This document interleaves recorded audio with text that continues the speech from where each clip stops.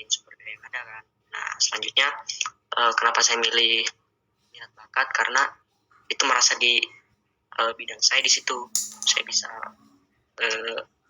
main musik bisa, main segala olahraga bisa, makanya saya pengen masuk ke minat bakat. Terus cuman yang pilihan pertama itu memang di eksternal, karena memang kalau misalkan di minat bakat kan memang sudah kemampuan saya di situ.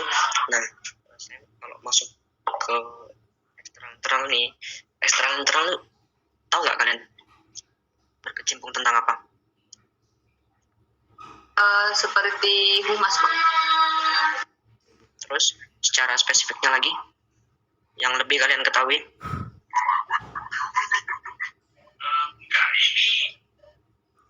Membangun relasi, Bang, dengan baik dengan antar himpunan ataupun dengan UKM di Tera, Bang. Oke, nah di situ, nah membangun relasi kan, tentunya yang dibilang Grace tadi juga tentang Mas. Memang sih secara kasarnya ngomong eksternal ini ibaratkan emasnya himpunan. Nah, jadi hubungannya tentang masyarakat, tentang segala informasi yang masuk ke himpunan itu melalui eksternal. Nah, di situ saya merasa memang banyak saya kekurangan di situ, makanya saya pengen masuk dan saya pengen belajar gimana caranya membangun relasi dengan himpunan lain, dengan kampus lain yang menghasilkan banyak manfaat lah, yang menghasilkan banyak keuntungan buat prodi kita sendiri. Jadi secara singkatnya pengen belajar lebih banyak tentang hubungan relasi terkait internal kampus maupun luar kampus. Gitu.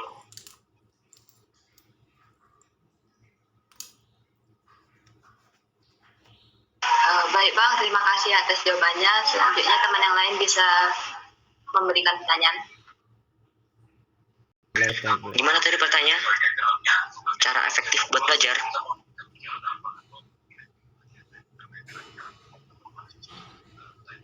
Betul nggak? Itu pertanyaannya.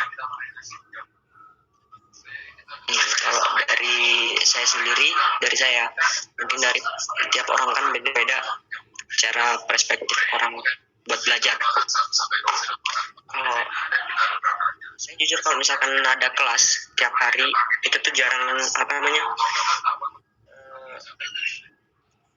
memperhatikan sih, maksudnya lebih cuma mendengarkan saja, jarang nyatet. Yang nyatet kalau misalkan ada yang sesuatu yang penting gitu, cuma jarang. Nah kalau ngeresum ya, cuman nggak sebanyak yang dipikirkan yang orang lain resum gitu, nggak.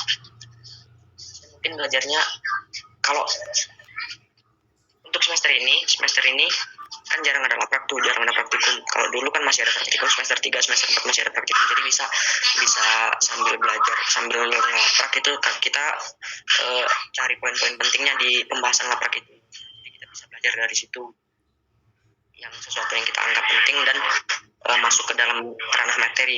Jadi belajarnya dari situ waktu kita mengerjakan laprak. Nah, mungkin kalau aku tipenya orang belajar tuh yang nge-push di akhir. Misal besok ujian, sekarangnya belajar. Memang sih itu kemungkinannya kecil. Cuman ya kan namanya orang beda-beda. Kita waktu di kelas kita cuman mendengarkan. Kalau misalkan yang penting ya catat itu. Waktu di akhir, di penghujung pertemuan, waktu TS atau UAS, nah di situ baru mulai screening lagi, modulnya dibuka lagi. Nggak usah dipelajarin dari awal sampai akhir, nggak usah dihafal, di screening aja. Cari yang kira-kira bakal di UAS, TS gitu. Ini tuh sih.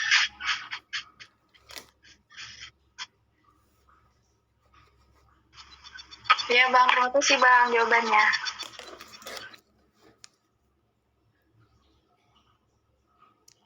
Baik Kak, izin masuk. Saya Indah Aziza, izin bertanya. Selama kakak kuliah di ITL, ada nggak sih Kak dosen yang menginspirasi buat kakak? Terima kasih. Inspirasi. Cuman yang paling saya ingat itu ada beberapa dosen. Yang pertama Bu Osin, tahu kan kalian Bu Osin? Tahu kan? Nah, Bu Osin itu waktu UTS kemarin dia bilang, UTS atau UAS ya, saya lupa. Nah, waktu UTS kemarin tuh dia bilang gini, tolong ini kerjakan dengan jujur, dengan serius. Apapun hasilnya itu terima saja. Terus ada lagi pesannya gini, memang selama di dunia pekerjaan IPK itu nggak terlalu berpengaruh. Yang terlalu dipikirkan itu tentang skill kita. Cuman nggak selamanya tentang skill kita juga. IPK juga tuh berpengaruh di pendaftaran.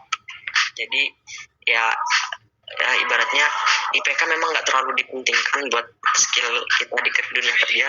Cuman dia pentingnya waktu di pendaftaran, waktu di administrasi itu kan dibutuhkan kan terkait. Nah di situ ya mau nggak mau lah kalau berpikir masalah IPK ya kita pastinya mau yang terbaik, nggak mau IPK kita jelek, IPK kita di bawah 3 gitu kan nggak mau kita. Jadi ya dari situ saya pengen gimana caranya IPK saya ini tetap bagus, nggak anjlok gitu. Itu satu. Terus ada lagi baru pertemuan kemarin tuh Pak Nofri itu minggu lalu nasihat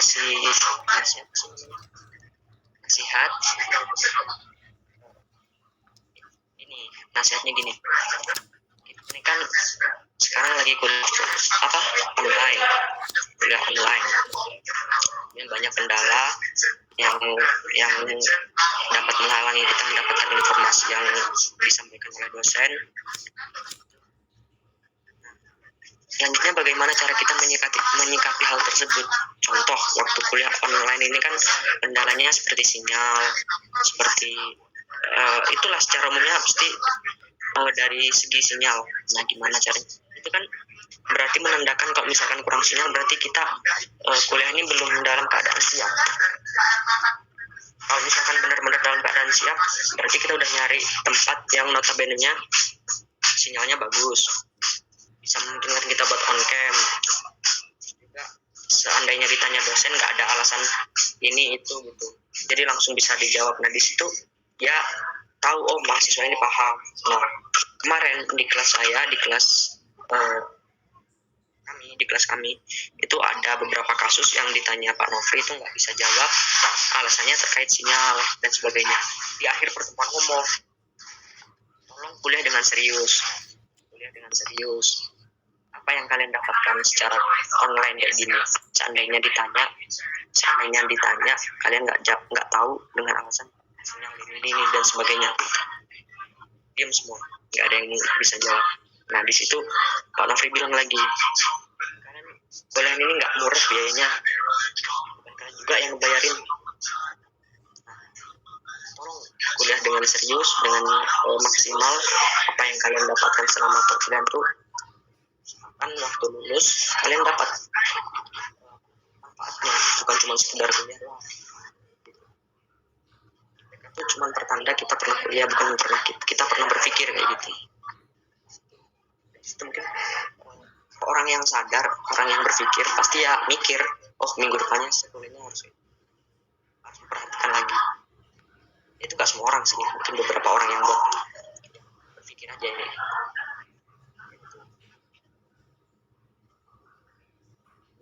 Baik Kak, makasih. Pertanyaan selanjutnya dari saya Kak, izin bertanya, ada nggak sih Kak cara Kakak untuk ngerjain tugas itu dengan tepat waktu gitu Kak? Kayak lapas sekarang kan semester 3 nih lagi banyak-banyaknya gitu, biar ya tepat waktu gitu. Terima kasih Kak. Oke, gimana caranya buat ngerjain tugas tepat waktu dalam pengumpulannya gitu kan? Kalau saya mah itu yang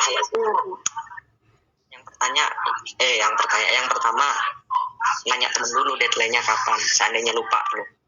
Kalau misalkan ingat ataupun ada cara lain lah kalian buat nggak lupa, misalnya dicatat atau tulis di tinggi, tak lupa. Saya tanya dulu ke temen deadline apa nih. Seandainya besok, misal nih deadline-nya besok, terus aku tanya lagi apa aja deadline-nya. Seandainya cuma satu ya masih aman lah, berarti bisa dikerjain besok atau sekarang. Kalau besok nggak mau ribet kerjain deadline aja. Nah, seandainya besok nih deadline-nya ada 2, ya dicicil dari sekarang. Maksudnya biar apa namanya, besok ini nggak keteteran ngerjain banyak tugas, cuman diperhatikan lagi waktu, pokoknya besok ini deadline-nya apa aja. Sebentar saya buka dulu.